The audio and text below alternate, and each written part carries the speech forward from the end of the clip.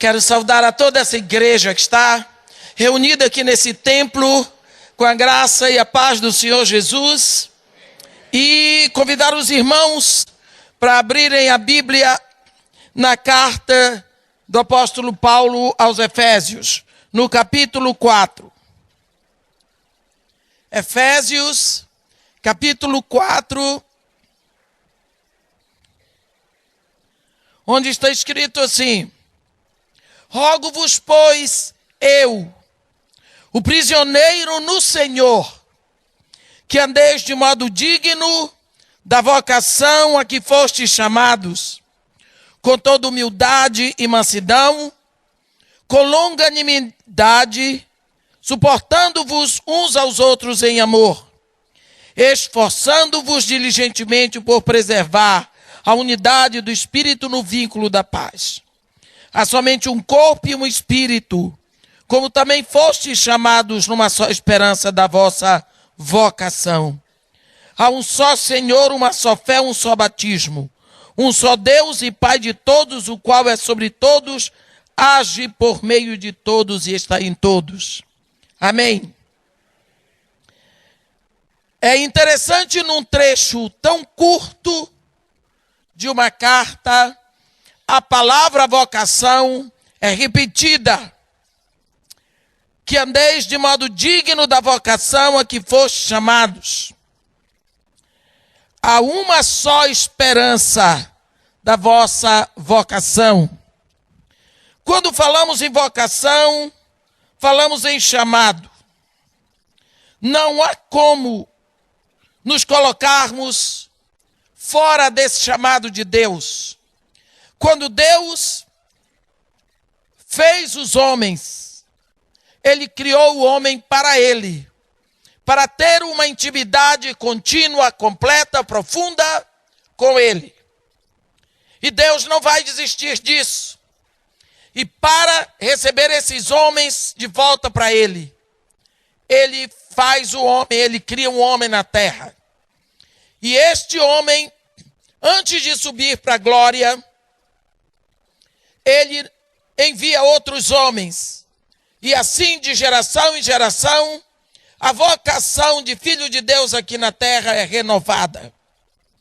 Quando nós falamos que devemos andar de modo digno da vocação a que fomos chamados, o nosso chamado aqui na terra é um único chamado: é anunciar a boa nova, é fazer discípulos. Nós temos nos desviado muito, a igreja do século 20 e 21 se desviou muito desse chamado. Nós temos pregado muita coisa, mas nós temos esquecido da coisa principal. E amanhã nós vamos falar sobre isso. Mas nós temos nos desviado de pregar a boa nova. É tão simples que de simples nós partimos para as coisas mais complexas. Às vezes os assuntos de pregação são tão absolutamente difíceis. Outro dia eu fui chamada para pregar numa igreja em Niterói. E eles teriam que ir me buscar às 6 horas da tarde. Às 3 horas, a moça ligou para me perguntar o endereço. Eu disse para ela: minha filha, você poderia me dizer o assunto que você está tratando? Ai, irmã, voando para Deus nas asas da adoração. Eu disse para ela: não sei pregar isso. Mas, irmã, como que a senhora não sabe? Não sei. É muito difícil. Não compreendo. Me explica. Ela disse: eu também não sei. Mas quem organizou foi a ministra de música. Eu disse: será que eu poderia falar com ela? Ligo para a senhora daqui a 10 minutos. Estou esperando. Daqui a pouco ela liga: irmã, a senhora prega o que a senhora quiser. Eu disse: assim ficou melhor. Mas eu entendi que era a adoração. Mas é cada título que você não imagina. Sabe o que é uma boa nova? Todos os repórteres do mundo estão atrás de um furo de reportagem para entregar, de uma nova boa, de uma novidade boa, de uma boa nova. Sabe o que mais o povo de Israel esperava? E tem uns que ainda continuam esperando, é o Messias. Então os pastores, e chega o anjo e diz assim para eles: ei, eu tenho boa nova para vocês. Eu tenho uma boa notícia. Eu tenho um furo de reportagem. Algo tremendo para anunciar o que é. Esta noite, na cidade de Davi, nasceu o Salvador. Está vendo? Isso é uma boa nova. É a única coisa que nós temos que entregar. É só isso. É só anunciar Jesus. Nós anunciamos tanta abobrinha. Pregamos tanta coisa que não tem nada a ver. Ficamos que nem mosca em volta do pudim, anunciando 1000 coisas e não entramos na palavra de Deus. E sabe de uma coisa, o Espírito Santo é responsável pela palavra que é pregada e não pela abobrinha do pregador. E quando nós pregamos a palavra de Deus, o Espírito Santo vai abrindo os corações. Quando é na nossa abobrinha, o Espírito Santo fica só esperando que a gente acabe com a bobagem. Aqui fala de vocação. Vamos falar um pouquinho sobre isso e vamos tomar como exemplo a vocação de Moisés, que é um homem conhecido, admirado por judeus e por todos. Moisés tinha um chamado e talvez nem ele soubesse, mas ele vai ser criado na casa de Faraó, no palácio de Faraó. Faraó tinha que matar os meninos hebreus, para entre esses meninos matar também aquele que seria o profeta que tiraria Israel do Egito. Eu digo profeta porque o profeta Oséias diz que Moisés era um profeta. E eu encaro Moisés como profeta. Mas como Deus tinha escolhido Moisés para uma determinada tarefa, Deus fez com que Moisés fosse criado no colo do faraó. O único que ele tinha que matar, ele criou no colo. Deus faz assim. Deus faz coisas assim. Nós não podemos brincar com Deus, nem querer entender Deus. Por quê? Esse menino cresceu com a mentalidade de alguém livre. Ele cresceu com a mentalidade de príncipe. Ele aprendeu as artes, ele aprendeu a ciência avançada do Egito, as línguas, a geografia, a história. Ele era um príncipe egípcio. Aos 15 anos, ele era um rapaz. Porque quando você vai ao Museu do Cairo e você vai na sala dos tesouros de Tutancâmon, que é a maior exposição que tem, você vai ver que esse rapaz da dinastia Tut, ele tinha 16 anos e era casado. Então Moisés, com 15, 16 anos, era um homem pronto para casar. Mas não casou. Com 20, era um rapaz maduro. Aos 30, ele era um homem. Então esse homem tomou conhecimento da sua história, do seu povo, do seu Deus. E começou a doer no coração dele o fato do povo dele estar escravizado. Sua mãe Joquebede, seu pai Arão, seu irmão Arão, sua irmã Miriam. E aquilo começou a incomodar o seu coração. E cada vez mais ele se envolvia emocionalmente com o seu povo. Até que um dia ele não aguentou mais. O amor dele pelo seu povo gritou mais alto e ele não conseguiu suportar ver um egípcio maltratando um irmão seu e ele matou o egípcio. Escondeu o cadáver e fez o primeiro êxodo de sua vida. Ele fugiu, deixando o palácio, deixando a riqueza, deixando a vida boa, deixando tudo, foi para o deserto. Quando Deus lhe chama para um trabalho, a primeira coisa que ele exige de você é o envolvimento emocional com o campo missionário que você vai trabalhar. Você vai amar aquilo a ponto de ter que fazer. Ou eu faço ou eu morro. Lembra de John Knox, o grande pregador escocês? A rainha Vitória da Inglaterra diz: eu não temo os canhões da Escócia, eu temo os joelhos de John Knox. Porque ele dizia: Deus, me dá a Escócia, senão eu morro. Porque quando Deus lhe chama num trabalho missionário, ou você faz o trabalho, ou você não tem mais nada para fazer. Por causa da paixão. Você ora com paixão. Você vai com paixão. Tudo que você faz é tendo paixão pela obra que você tem que fazer. Você entrega tudo. Sem essa explosão de amor, você não tem força. Pensa você, meu irmão, quando você estava solteiro, sua mãe dava tudo pronto na sua mão. Roupinha passada, lavada. No final do mês você chegava em casa com seu dinheirinho, trocava de carro a hora que queria. Lá um dia você se apaixonou por uma moça. Acabou. Largou tudo para trás, mãe, conforto, e foi gastar seu rico dinheirinho com ela.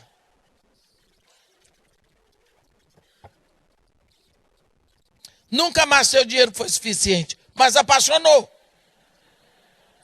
Mas você se apaixonou. Só o seu envolvimento emocional lhe deu a força para largar tudo para trás. Por isso a Bíblia diz: deixará o homem seu pai e sua mãe, e com ela formará uma só carne. Por quê? Apaixonou. E você, minha irmã, na casa da mamãe, a mãe chegava lá às 6 horas, minha filha está na hora de acordar. Só mais um pouquinho. 3 minutos a mãe ia lá, minha filhinha, está na hora. Mais 1 minuto, mãe. E ficava naquele lenga-lenga, acordava a roupa toda pronta, tudo legal. Acordava. Um dia se apaixona. Casa. O filho acorda 1 hora da manhã, que horror. Você levanta de um salto e vai fazer tudo que o filho precisa, até dorme sentada. Por quê? Porque apaixonou. Quando você está envolvido emocionalmente, você trabalha. Deus espera de você um envolvimento emocional. Sabe por quê? Só o amor lhe dá a força para fazer o que Deus quer que você faça. Porque Deus amou o mundo de tal maneira, Ele até deu o seu único filho. Entendeu?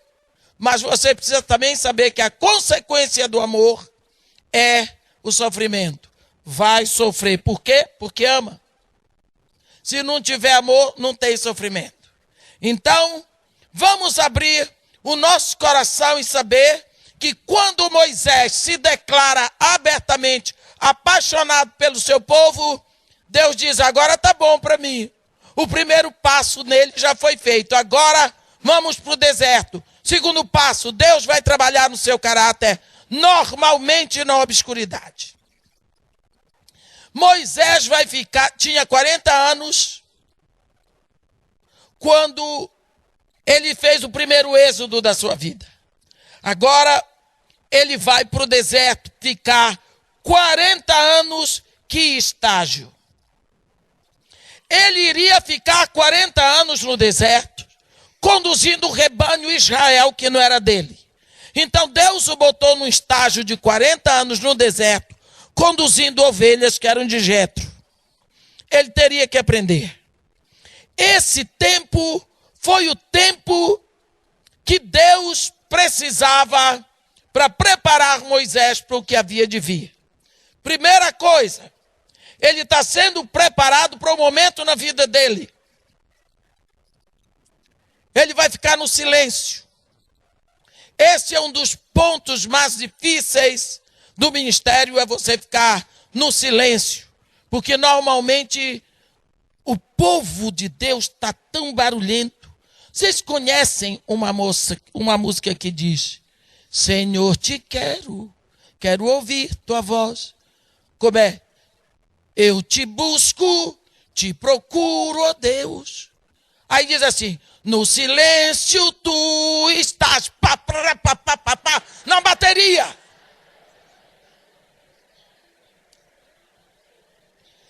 Se está dizendo que Deus está no silêncio, a bateria, que silêncio é esse? Nós somos muito barulhentos. E parece que temos medo. Não estou condenando bateria. Deus me defenda, um instrumento totalmente bíblico. Só estou dizendo que nós evitamos o silêncio.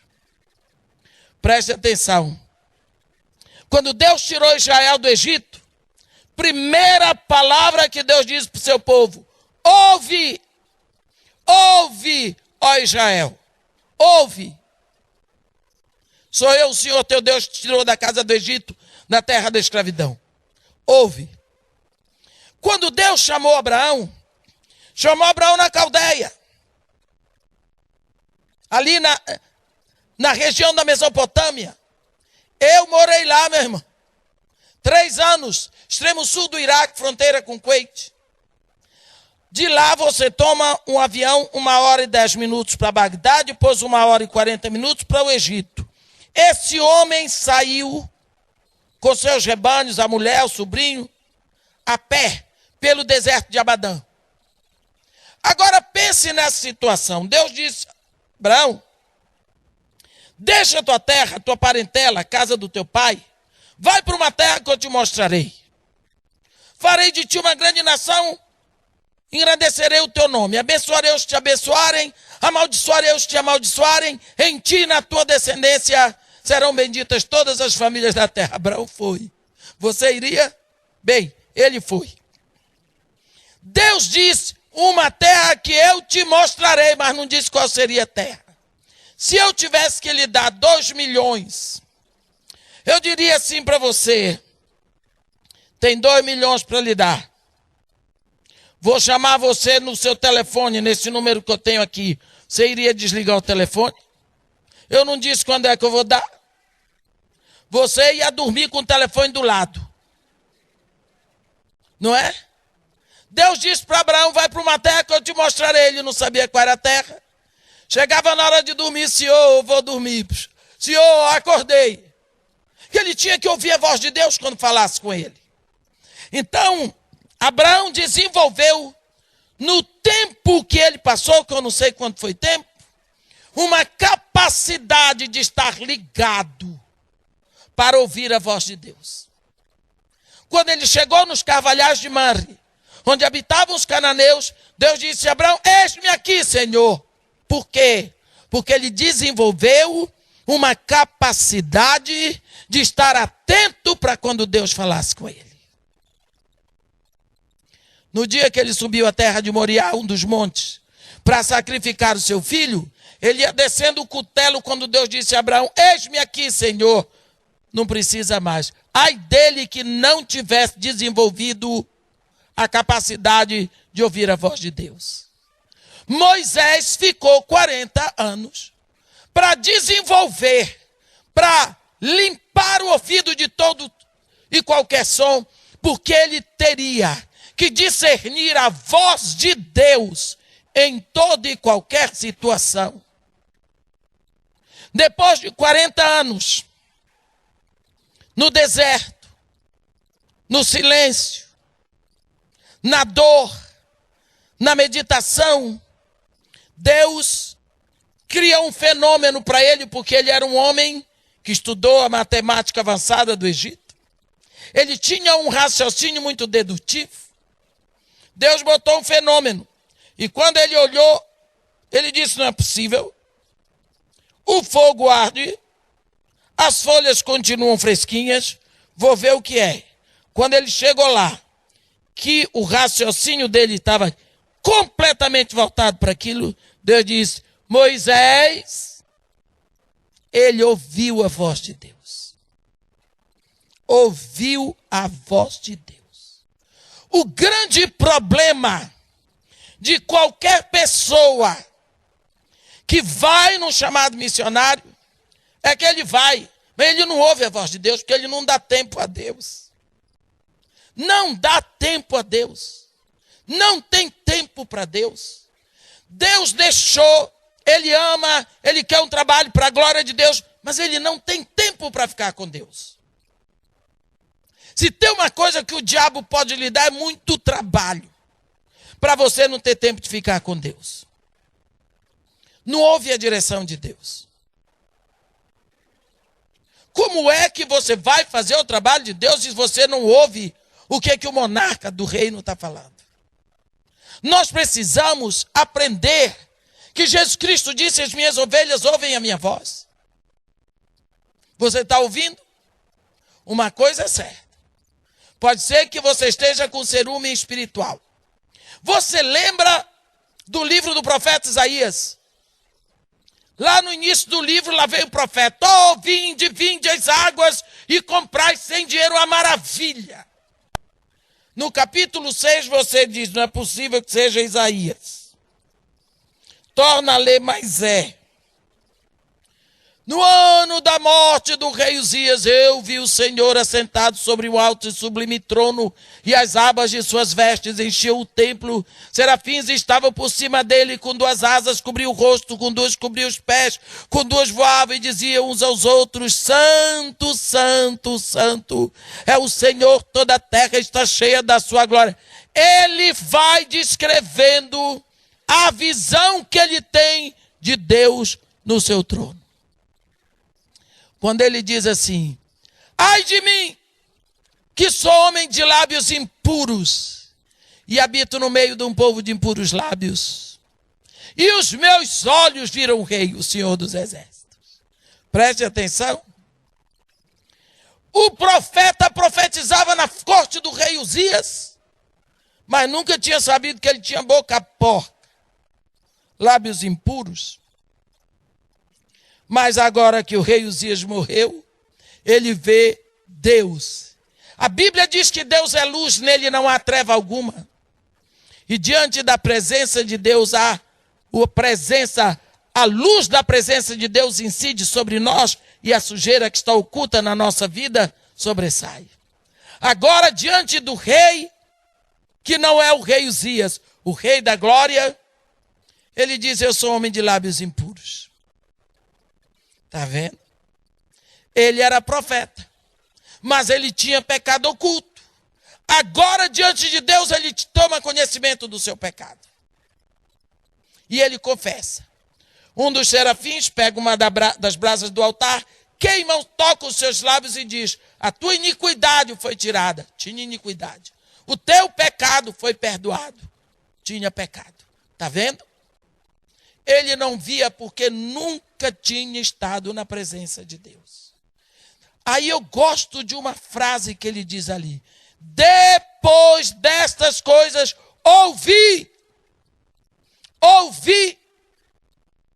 a palavra que dizia: a quem enviaremos? Quem há de ir por nós? Quer dizer, pode ser que Deus estivesse dizendo aquilo, mas ele não ouvia. Por quê? Porque tinha lábios impuros. Deus está falando, nós não estamos ouvindo. Nós temos tampões espirituais, porque na maioria das vezes pecado oculto, como havia na vida do profeta Isaías. É preciso que nós coloquemos as primeiras coisas em primeiro lugar. E a nossa prioridade deve ser o nosso relacionamento com Deus, se queremos fazer o trabalho de Deus. Para começar, Deus não precisa de nós.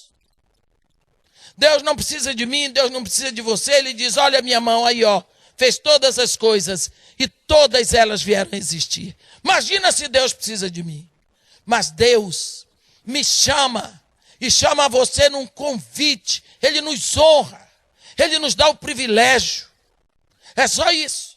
Ele deseja que nós trabalhemos com Ele, seus filhos. Então, o trabalho missionário é um privilégio que nós precisamos abraçar. Não podemos deixar que esse chamado passe, porque nós somos filhos de Deus. Moisés está agora no deserto 40 anos. Mas chega a hora que ele tem que ouvir a voz de Deus.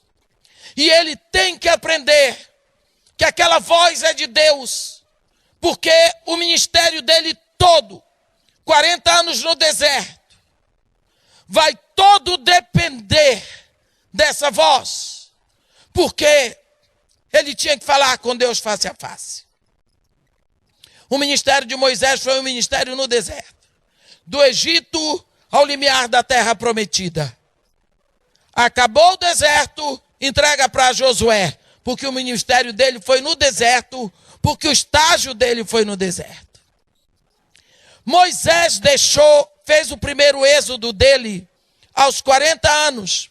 Mas ele só agora encontra o seu destino aos 80. Esses 40 anos foram anos de preparo.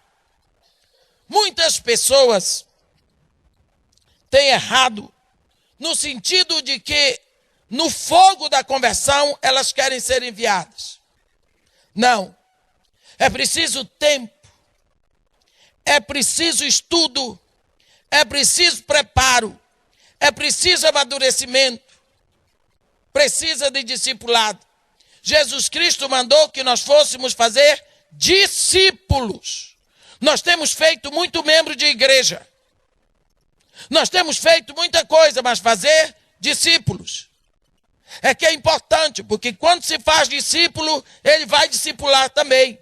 Mas é discípulo de Jesus, ensinando a esse povo o que Jesus ensina, e não aquilo que vem da minha cabeça. Moisés agora está com o ouvido preparado para ouvir a voz de Deus. É preciso que nós estejamos prontos para ouvir a voz de Deus.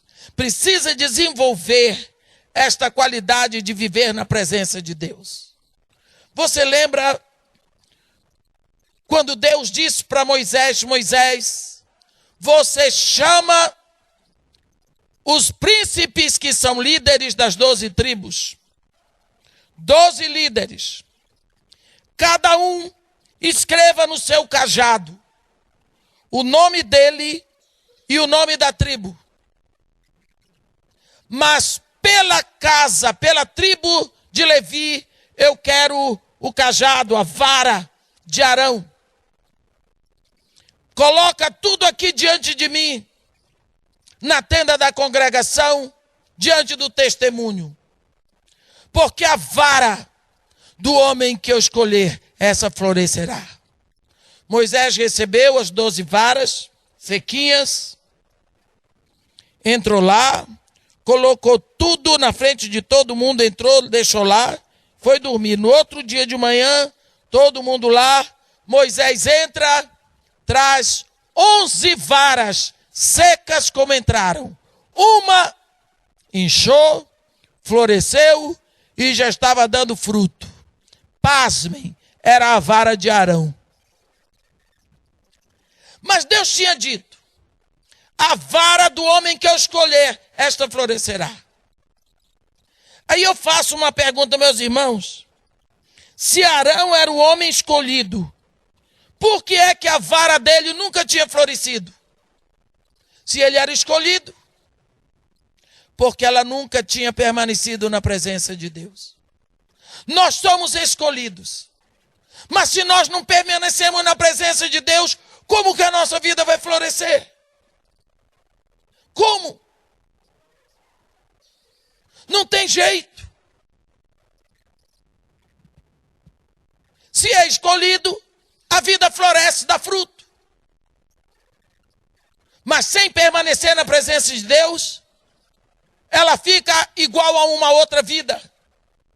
Arão era escolhido, mas a vara dele não fazia diferença das outras. Porque era uma vara seca, não dava frutos, porque não permanecia na presença de Deus. Quando ela permaneceu na presença de Deus, ela deu fruto. Quando ela permaneceu na presença de Deus nas horas da noite? A Bíblia diz que Deus tem uma aliança com o dia e com a noite, de modo que não faltará dia nem noite no seu devido tempo. Também no início Deus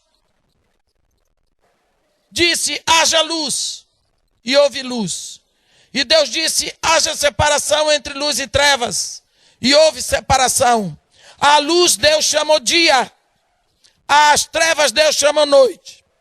Então noite é ausência de luz, noite é momento de trevas.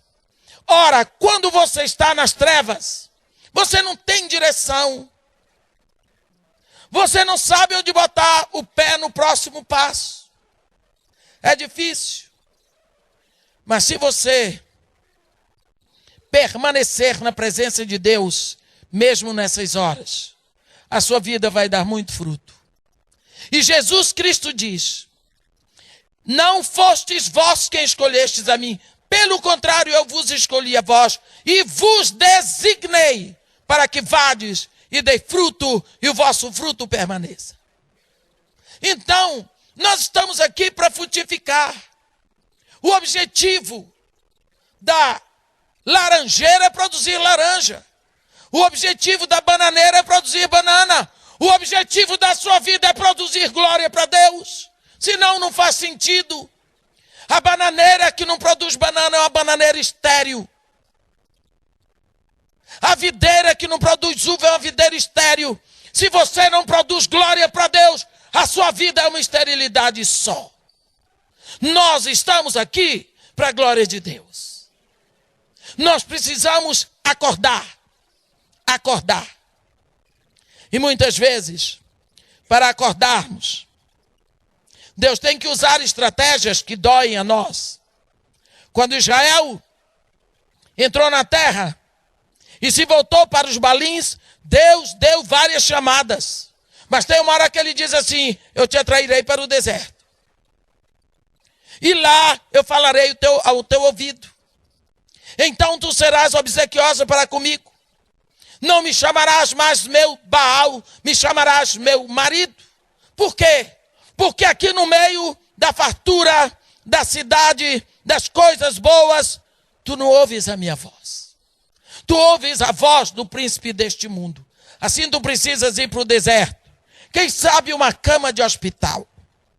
Uma falência financeira. Um luto. Isso tudo é deserto. Nós precisamos abrir os olhos.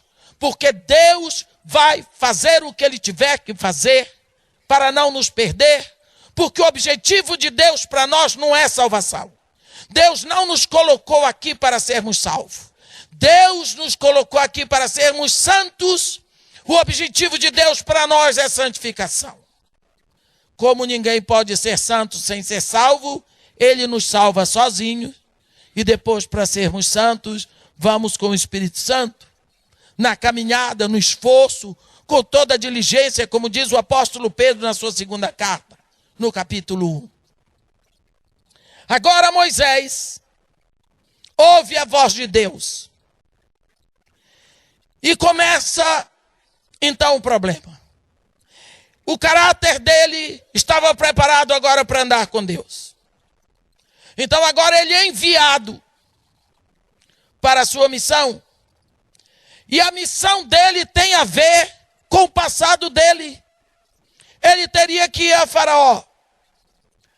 A única pessoa, o único judeu que teria acesso ao trono de Faraó era Moisés, porque ele era primo do Faraó, porque ele era um príncipe egípcio, porque a história dele incluía que ele cresceu como filho da irmã de Faraó. Então ele tinha entrada livre e ninguém podia impedi-lo.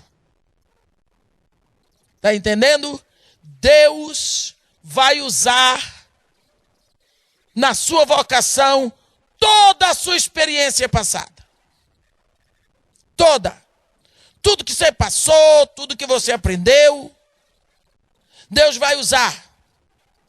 Quando meu marido me disse que a Petrobras tinha chamado para ele ir ser o gerente de apoio da Petrobras Internacional no Iraque. Eu disse, mas você é engenheiro de perfuração.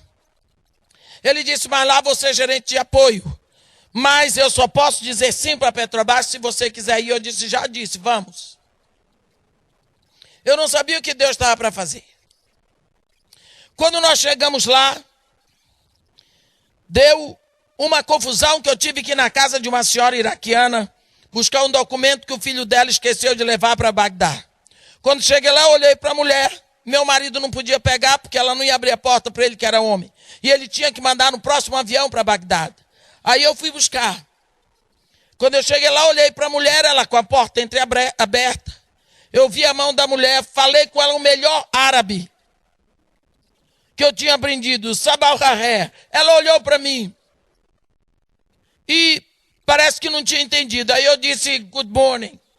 Ela continuou olhando para mim, eu disse, pronto, o que é que eu vou falar agora?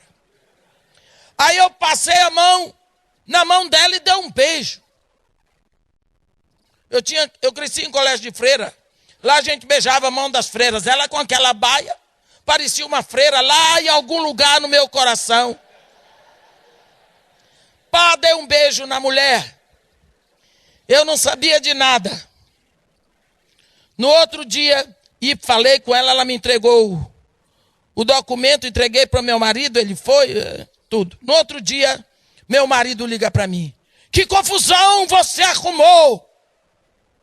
Eu disse, o que é isso, menino? Você arrumou uma confusão na casa da mãe do Aio. Eu disse, a velha é mentirosa. Porque você viu, você estava do lado de fora. Eu cumprimentei a mulher e ela me deu o documento. Não, não foi só isso não, você fez alguma coisa. Você fez que a mulher está numa confusão só. O Aio está aqui falando com todo mundo. Você aprontou alguma? Eu disse, você vai me desculpar, tá? Mas eu vou desligar o telefone que eu não estou lhe entendendo. Com licença. Aí, 3 horas da tarde, ele me aparece lá com o Aio. Eu tinha que jantar na casa da mulher. Havia uma recepção para mim. Sabe por quê? Eu não sabia. Eu tinha beijado o pulso dela. Entendeu? Quando eu beijei o pulso da mulher, significa que eu me coloco debaixo da sua responsabilidade. Você é responsável por mim. Estou debaixo do seu jugo. Tome conta de mim, cuide de mim. Eu sabia disso. Lá no Iraque, você beija no pulso, você está dizendo uma coisa, na testa é outra, na cabeça é outra. No ombro é a linguagem do beijo, que aqui a gente não tem. Aqui a gente nem beija. É só para o outro ouvir um estalo. Essa mulher se responsabilizou para mim a tal ponto que eu fui conhecer o paraíso terrestre onde viveu Adão e Eva. Eu fui conhecer, na noite de lua, a ponta da arca de Utnapishtim, que é Noé, que fica bem no Monte Ararat, bem em frente de Guna, onde eu morava. Essa mulher, eu fui a única brasileira que fez o curso de História da Mesopotâmia na Universidade Federal de Basra, a antiga Caldeia. E assim eu fui estudar. Eu fui estudar a história do fértil crescente. Eu não sabia. Fui conhecer a Torre de Babel. Eu fui no Jardim Suspensos da Babilônia. Eu fui em tudo. Fui conhecer o Zigurá de Ur, com a cítara de Abraão. Porque eles cultuam Abraão, que eles são muçulmanos. Fui estudar tudo. Eu fui conhecer as 7 cidades onde estavam as 7 igrejas da Ásia, na Turquia. Meus irmãos, eu andei tudo. Eu fui a pé da Turquia para a Grécia, primeira cidade, Tessalônica. Tudo. Eu não sabia que Deus estava me preparando para pregar a palavra. Depois veio a guerra, fiquei 6 meses no Kuwait, vim para o Brasil. Depois de pouco tempo, meu marido morreu, não precisava mais. Deus tinha me posto ele para ser meu marido, para ele me levar para aprender, para estudar. Agora não precisa mais, muito obrigado, você vem, ela fica, que ela tem que trabalhar.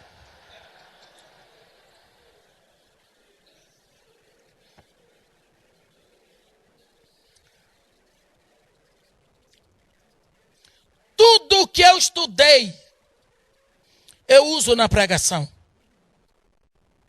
Tudo que eu estudei, eu uso na pregação. Deus não joga fora aquilo que se aprendeu. Ele só não quer o seu pecado. Mas todo que você estudou vai ser usado para o trabalho dele. Se Moisés não tivesse sido um príncipe de Faraó, ele, quando dissesse que eu vou entrar, que eu vou falar com o Faraó, ele teria sido expulso de lá como um pastor enlouquecido pelo calor do deserto. Tudo que você estudou, tudo que você viveu, meu irmão, será usado dentro do seu ministério. Porque Deus só permite dentro da sua vida aquilo que ele vai usar para a sua santificação. Deus está preparando você. E nesse preparo, pode ter certeza, você está na forma. Eu acho que todo crente devia ter escrito assim: cuidado comigo, que eu estou em preparo. Cuidado comigo, que Deus está me preparando, não estou pronto. Estou na forma. Quando Moisés estava no deserto, se preparando na vocação dele, Deus deu para ele a visão. A visão do seu ministério é dada a você. Porque com a visão vem a paixão, com a paixão vem a visão. Deus não deu a visão a nenhum outro escravo hebreu, mas deu a Moisés. Quantas vezes aquele homem, e eu digo para vocês, eu, Edmeia, muitas vezes, meditando nessa passagem, eu choro muito de madrugada. Eu consigo ver Moisés, porque Moisés era um profeta.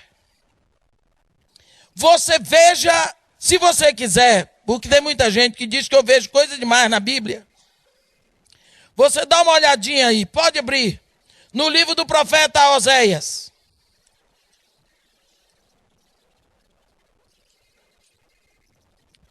No capítulo 12 de Oséias.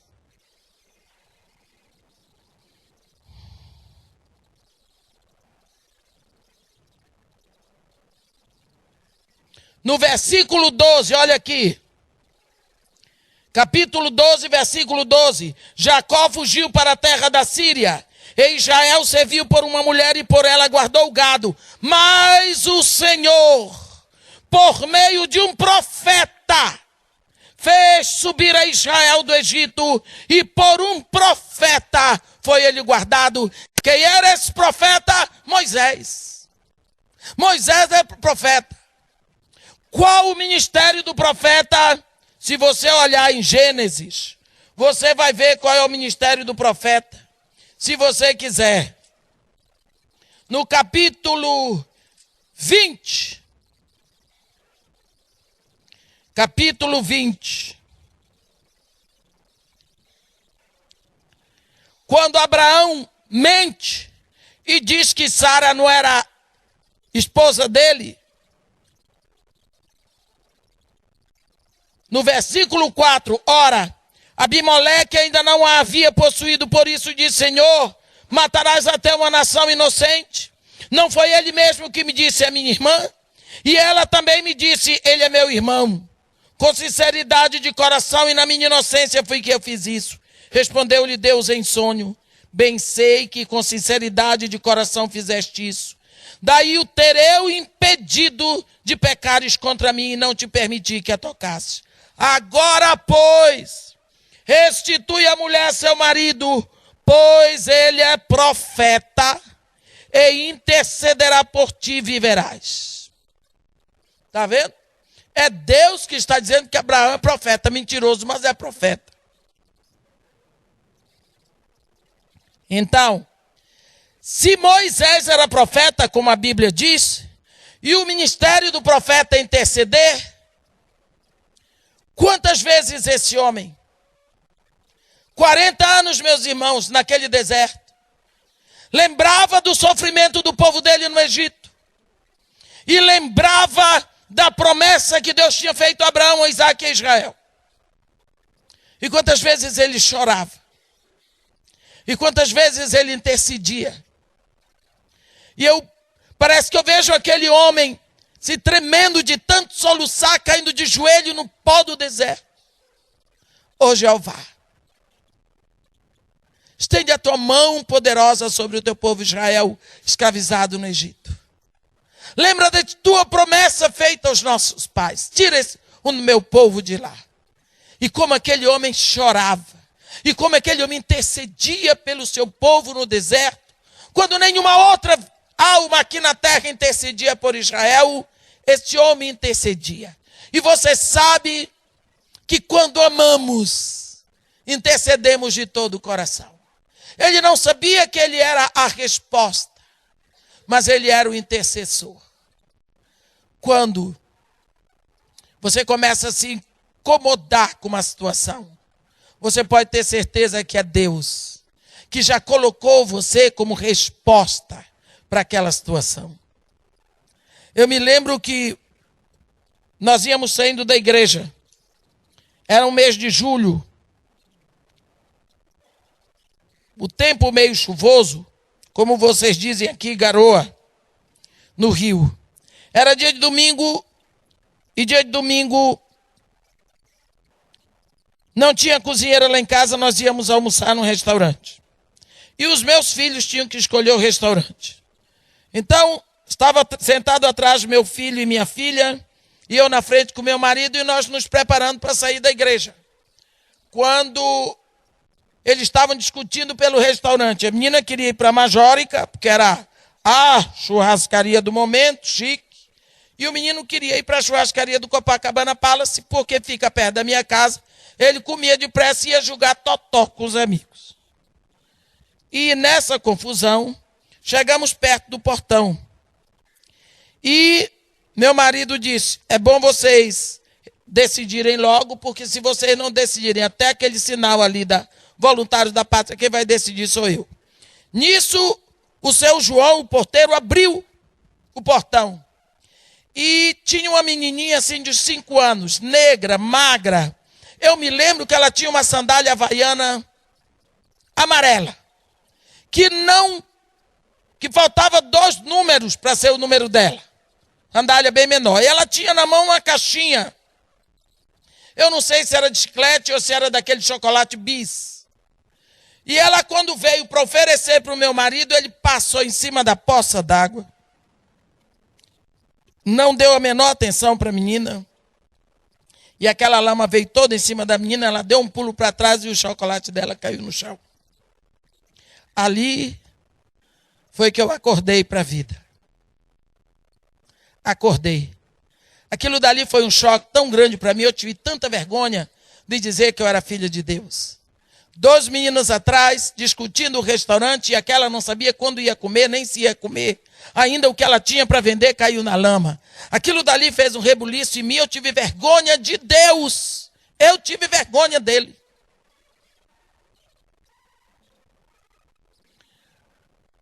Quando eu vejo aquela situação dali de Cantares, não olheis para mim, porque o sol me queimou. No outro dia de manhã eu estava lá na igreja, perguntei ao porteiro de onde era aquela menina, ele apontou assim, mesmo assim, é daqui dessa favela. Eu nunca tinha visto uma favela perto da igreja. Nunca tinha visto. Ninguém tinha me falado. E eu era recém-chegada no Rio de Janeiro, porque do Iraque nós viemos direto para o Rio. Aí eu comecei a ir para um posto de gasolina na frente da favela, para orar. E quanto mais eu orava, mais eu me apaixonava. E eu queria crianças de favela. Eu queria. Chegou um ponto que eu não podia mais viver sem elas. Eu tinha que fazer alguma coisa ali. Orava por aquilo. Eu ficava imaginando a hora de levar meus filhos no colégio de manhã para ir para frente da favela, para orar, para ver as crianças descer, para ver se alguém me dirigia a palavra. E foi assim. Eu fui fazer um curso em Singapura. E no segundo dia que eu cheguei lá, meu marido morreu no Brasil. Mas quando eu cheguei, e lá mesmo, no mesmo dia eu fiz um voto a Deus que Todas as minhas horas, todos os meus dias, todos os meus momentos estavam consagrados a Deus para o trabalho do reino. Vai fazer 21 anos agora, no dia 11 de setembro. E eu não me arrependo. Eu sou a pessoa mais feliz do mundo. Eu tinha 43 anos. Então, o que eu quero dizer para vocês é que esse amor que vem no coração da gente é tão forte. O amor é a direção. E por esse amor que eu tenho, pelo meu trabalho missionário, eu nunca senti cansaço. As pessoas dizem: a senhora não tira férias? Férias de quê? Mas a senhora não fica cansada de quê? São 21 anos. Nunca tirei férias. Nunca tive estresse. O meu jugo é suave. O meu fardo é leve. E todos os dias eu peço a Deus um batismo de alegria muito grande. É só isso que nós precisamos. Férias. Para ver televisão. Para passear. Que isso? Que isso? Moisés intercedeu com amor pelo seu povo, porque o amor foi despertado no coração dele. A visão foi dada para ele. Quando ele olhava aquelas montanhas, toda aquela extensão de terra que ia do mar Mediterrâneo, pelas montanhas transjordânicas, ele olhava, sabendo que aquela era a terra prometida para o povo dele. E ali ele via um povo cuidando dos seus próprios rebanhos, construindo suas próprias casas, comendo das suas próprias videiras, adorando no seu próprio templo. Ele via. Porque quando você sonha, você vê. Você tem uma visão, você tem um desejo. Você vê. Ele diz: tudo que vês será teu. O que está acontecendo hoje no Morro Dona Marta, eu vi. Eu só não sabia que Deus ia me dar a alegria de ver acontecer. Mas eu sabia que ia acontecer porque eu vi. E Deus me deu a graça de eu ver. Eu estava falando hoje de manhã, quando entrei no Morro Dona Marta, era a favela mais violenta de toda a América Latina. E a maior concentração de centro de macumba em 1990. Em 2002, acabou o último centro de macumba. Em 2004, a favela Dona Marta foi retirada da lista das favelas violentas. Em 2008, foi inaugurada lá o primeiro UPP. O Morro Dona Marta foi eleita modelo para todas as favelas.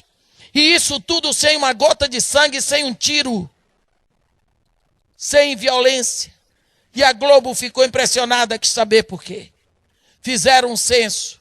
O Morro Dona Marta tem uma população com 83% de evangélicos. Jesus Cristo muda. Quando Jesus Cristo entra, ele faz diferença. Ele entrou na vida de Madalena, ela tinha 7 demônios, um para cada dia da semana. Foi embora todo. Entrou na vida de Pedro, na vida de Paulo, na minha. E fez diferença, vai entrar no Morro Dona Marta e não vai fazer, então ele não entrou. Se Jesus Cristo não fazendo diferença, é porque ele não entrou. Mas se chamar, ele entra. Se convidar, ele vai. E ele vai e ele faz a diferença porque ele é suficiente. Amém? Então Moisés teve a visão. Se você tem um chamado, você tem a sua visão ministerial. O que você quer, o que você deseja, como vai ser feito.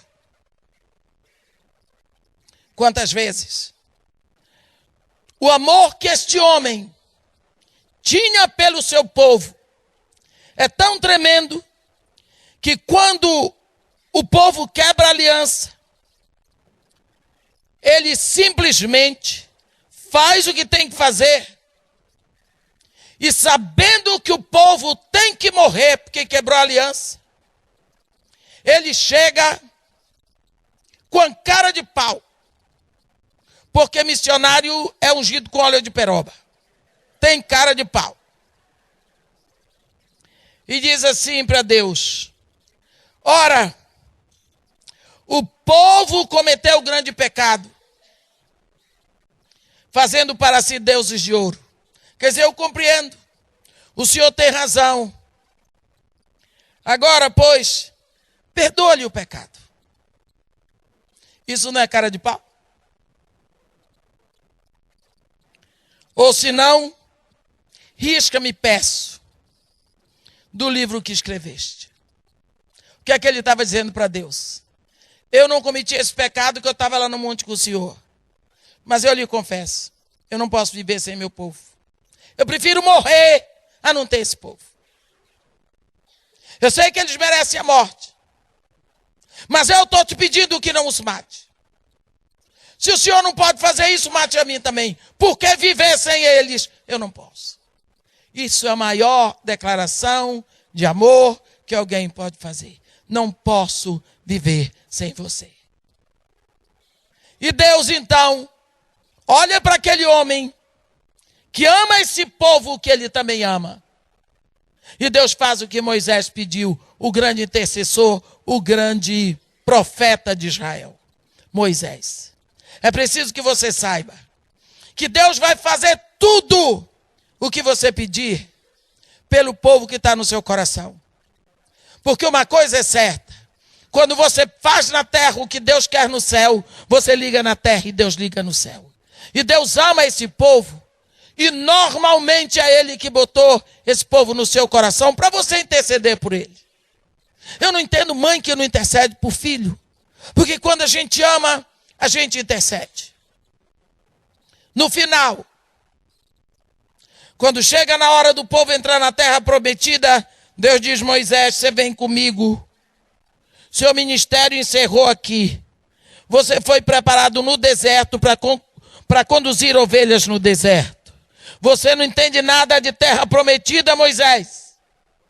Agora é com outro que já pisou a terra prometida, porque Josué já tinha estado na terra prometida. Ele, Caleb e mais 10. Mas uma coisa é certa. Quando nós temos um chamado, Deus nos dá a unção para aquele chamado. Deus nos separa para aquele chamado. Só para dar uma olhadinha rápida. Quando no capítulo 13 de Atos, a Bíblia diz: havia na igreja de Antioquia profetas e mestres. Barnabé, Simão por sobrenome Níger,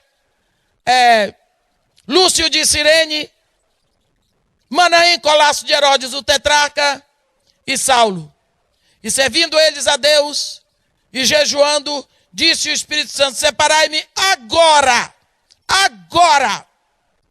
a Barnabé e a Saulo para a obra que eu tenho para eles. Quais foram os dois que o Espírito Santo mandou ungir, que ungir é separar? Barnabé e Saulo. Lá vai Barnabé com um coraçãozão: vamos levar João Marcos, vamos embora. Paulinho não tinha amadurecimento também, era discípulo de Barnabé, vamos embora. Quando eles atravessaram para Chipre, e de lá entraram pelas montanhas, começou a malária. Paulinho adoeceu. A coisa ficou difícil. E na tradução da Bíblia de Phillips, ele disse: o menino voltou para o colo da mãe.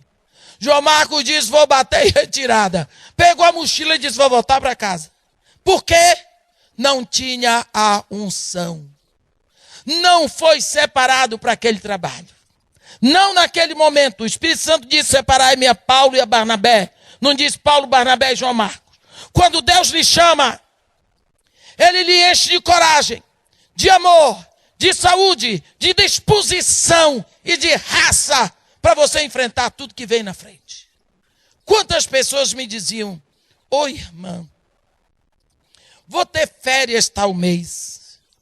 E eu sinto no coração um desejo de lhe ajudar lá no Morro Dona Marta. Eu dizia: Deus lhe mandou? Porque se Deus não mandou, a primeira bala perdida é sua.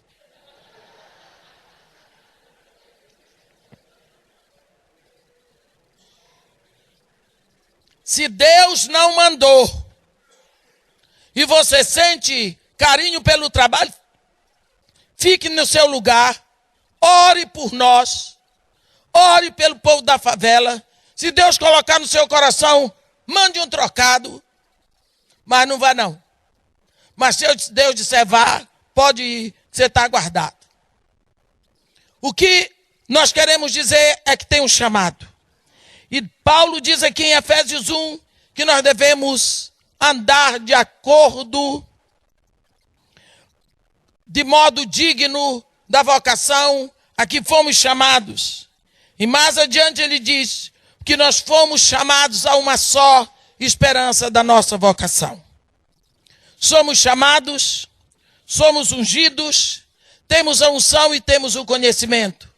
Mas é necessário sabermos que tudo começa com uma paixão. Eu não gosto muito de usar essa palavra paixão, porque é um termo pejorativo, não é?